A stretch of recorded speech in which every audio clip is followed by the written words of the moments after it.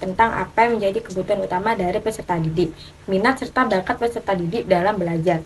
Pendidik cenderung memaksakan gaya atau cara belajar mereka kepada peserta didik, di mana pendidik seharusnya memperhatikan apa yang menjadi kebutuhan utama dari peserta didik, dan tidak memaksakan metode belajar yang membuat peserta didik kurang nyaman dalam belajar. Yang kedua, masalah efektivitas, efisiensi, dan standarisasi pengajaran. Keadaan ini tergambar dari minimnya sarana belajar, guru masih banyak yang belum sejahtera, rendahnya prestasi siswa, pendidikan yang tidak merata, dan mahalnya biaya pendidikan. Dan yang terakhir adalah kurikulum yang cenderung bersifat sentralistik sehingga membuat potret pendidikan semakin suram. Kualitas pendidikan tidak boleh hanya berdasarkan nilai hasil ujian, karena jika demikian kualitas pendidikan tersebut bersifat semu, yang artinya kualitas pendidikan lebih terletak pada masalah proses belajar, bukan pada hasil akhir ujian. Proses belajar harus ditunjang oleh komponen pendidikan lainnya, yakni tenaga kependidikan yang memiliki kompetensi, metode belajar yang sesuai dengan karakteristik belajar siswa, sarana dan prasarana belajar peserta didik. Masalah efisiensi pendidikan. Masalah efisiensi pendidikan mempersoalkan bagaimana suatu sistem pendidikan mendayagunakan sumber daya yang ada untuk mencapai tujuan pendidikan.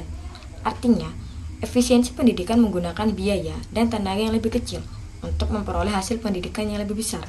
Jadi, sistem pendidikan yang efisien menggunakan tenaga dan dana kecil dapat menghasilkan sejumlah besar kualitas pendidikan, sehingga keterhubungan antara pengelolaan pendidikan harus tampak di antara semua unsur pengelola, baik sekolah, lingkungan masyarakat, orang tua, siswa, dan kebutuhan lapangan kerja pada masa yang akan datang.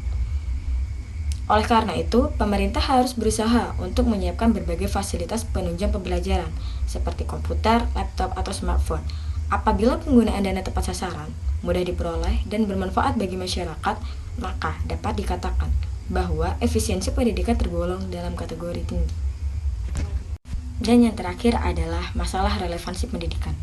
Timbulnya masalah relevansi pendidikan disebabkan oleh ketidaksesuaian sistem pendidikan dengan arah pembangunan nasional, baik dalam jangka pendek, jangka menengah, maupun dalam jangka panjang. Salah satu tujuan dalam proses pendidikan adalah menyiapkan sumber daya manusia yang siap terjun mengambil bagian dalam pembangunan dengan berbagai kondisi dan tantangan yang dihadapi. Penyebab permasalahan pada satuan pendidikan. Perkembangan di era globalisasi ini banyak menuntut perubahan pada pendidikan. Dengan meningkatnya kualitas pendidikan, artinya sumber daya manusia akan semakin baik mutunya. Hal-hal yang menjadi penyebab utamanya yaitu efektivitas, efisiensi, dan standarisasi pendidikan yang masih kurang optimal. Ada beberapa penyebab permasalahan dalam satuan pendidikan, yaitu yang pertama, rendahnya mutu pendidikan di Indonesia. Sistem pendidikan nasional cenderung menempatkan porsi pengajaran lebih besar daripada porsi pendidikan, sehingga kegiatan pendidikan cenderung diidentikan dengan proses peningkatan kemampuan, keterampilan, dan kecerdasan belaka.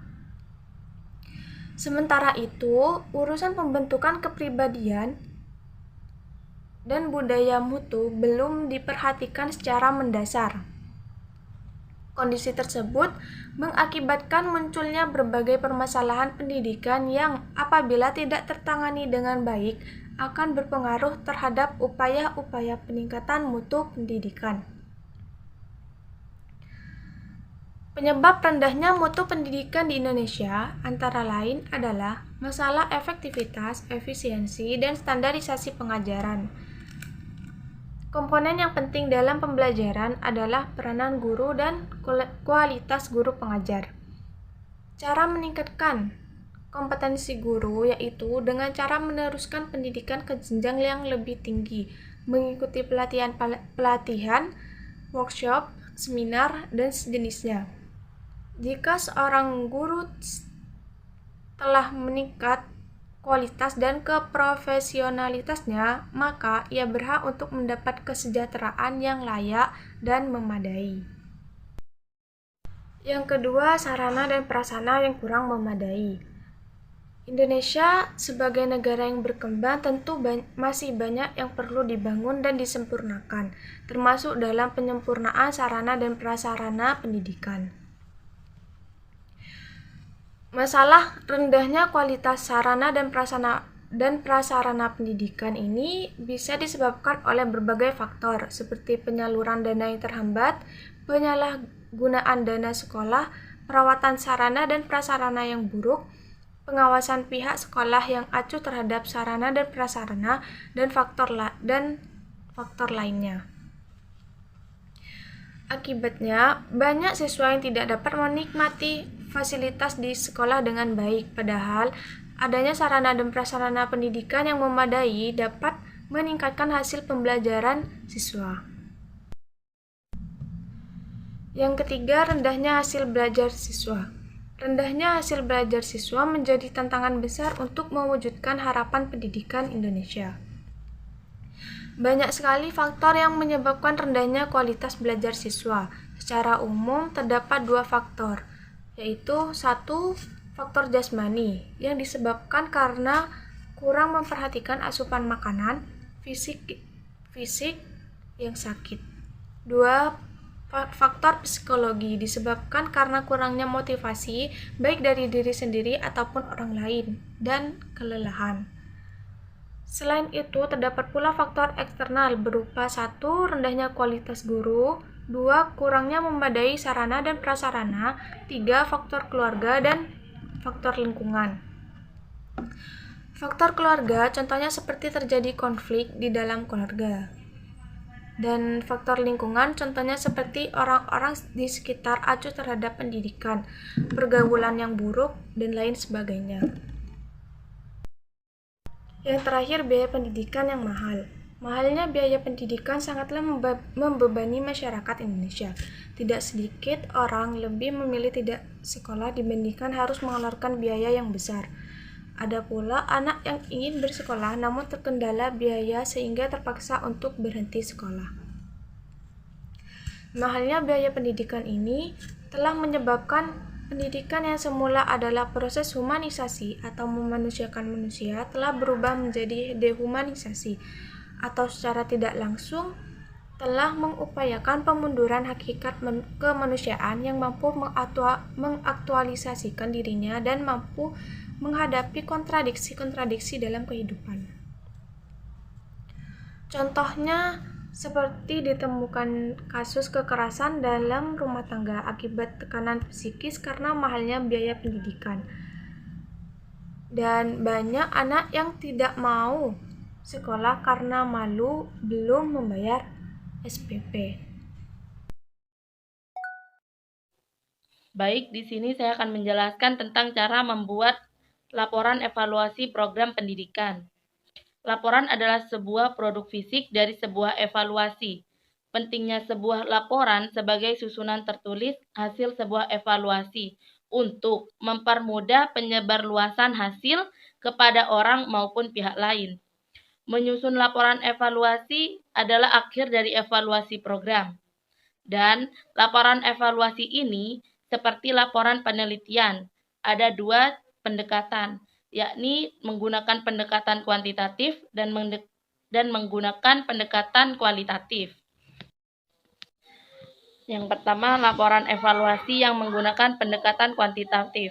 Umumnya tersusun dari 5 bab, yaitu yang pertama pendahuluan, kedua pembahasan kepustakaan, yang ketiga metodologi evaluasi, yang keempat hasil evaluasi dan pembahasan, dan yang terakhir kesimpulan dan rekomendasi. Selanjutnya, laporan evaluasi yang menggunakan pendekatan kualitatif. Umumnya tersusun dari beberapa bab dan subbab yang dapat diidentifikasi menjadi 3 bagian, yaitu pertama pendahuluan, yang kedua inti pembahasan, dan yang ketiga kesimpulan. Mengenai tata tulis laporan, yakni mencakup ketentuan tentang yang pertama itu kertas naskah dan sampul, yang kedua pengetikan, yang ketiga penomoran, yang keempat ilustrasi, yang kelima pengutipan, yang keenam penulisan lampiran, yang ketujuh penulisan daftar pustaka, dan yang terakhir bahasa. Baik, kesimpulan dari penjelasan yang telah disampaikan oleh pemateri adalah terdapat beberapa suatu masalah di dalam pendidikan. Beberapa di antaranya adalah masalah pemerataan pendidikan, masalah kualitas pendidikan, masalah efisiensi pendidikan, dan masalah relevansi pendidikan. Dan terdapat beberapa penyebab permasalahan dalam suatu pendidikan, yaitu 1. Rendahnya mutu pendidikan di Indonesia, sarana dan prasarana yang kurang memadai, hasil belajar siswa yang kurang, dan biaya pendidikan yang mahal. Serta yang terakhir adalah tata tulis laporan, mencakup ketentuan tentang kertas naskah, sampul, pengetikan, penomoran, ilustrasi, pengutipan, penulisan lampiran, penulisan terpustaka, dan bahasa. Baik, hanya itu saja yang dapat kami sampaikan. Kurang lebihnya kami mengucapkan mohon maaf. Dan sedikit kata-kata pada hari ini, yaitu yang sudah tertakar tak akan tertukar. Manusia punya porsi takdirnya masing-masing.